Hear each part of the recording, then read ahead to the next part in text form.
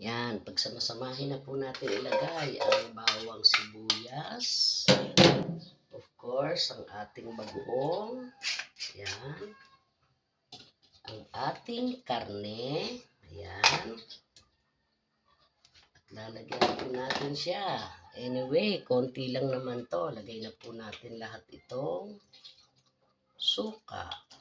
Ayan. Lagyan na rin po natin ng konting paminta. At lagyan na rin natin ng asukal. Yan. Yung dalawang ano. Yan. Yan po. Aluin na po natin muna. Para sasangkot po ito. Ang tawag po sa Bicol. Yan po, kumukulo na ang ating sinasangkutsa.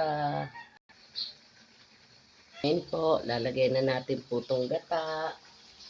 Unahin po muna natin itong yung malabnaw, yung unang,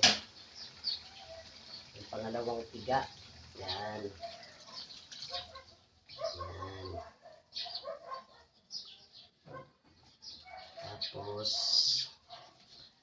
kumulo na po yan, susunod po natin yung kakanggata. Lagay na po natin itong kakanggata. Yan po.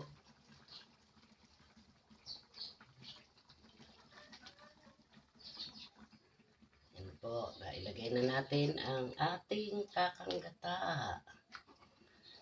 Yan. Para lumambot na po yung karne. Tapos sunod na natin yung sili.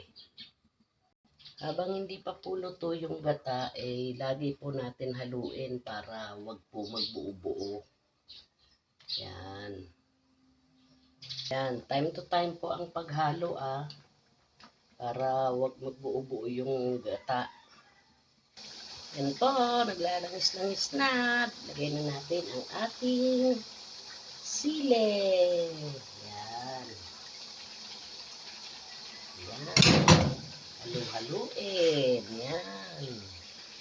Ayan na po ang ating finished product ng Bicol Express. Ayan. Oh, yummy, yummy. Yummy, yummy. Yan. Yan na. Tara. Kain na na. Kain na na. Thank you for watching. Bye.